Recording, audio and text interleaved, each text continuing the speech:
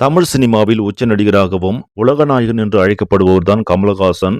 இவருடைய நடிப்பில் இயக்குனர் மணிரத்னத்தின் இயக்கத்தில் தற்போது உருவாகி பிரம்மாண்டமாக வெளியாக காத்திருக்கும் திரைப்படம் தான் தக் லைஃப். இந்த படத்தில் சிம்பு, த்ரிஷா ஆகியோர் முக்கிய கதாபாத்திரத்தில் நடிக்க ஏ.ஆர். ரகுமான் இசையமைத்திருக்கிறார். 38 ஆண்டுகளுக்கு பிறகு மணிரத்னம் கமல் கூட்டணியில் உருவாகியுள்ளதால் தக் லைஃப் படத்தின் மீது ரசிகர்கள் பெரிய எதிர்பார்ப்பை வைத்திருக்கிறார்கள்.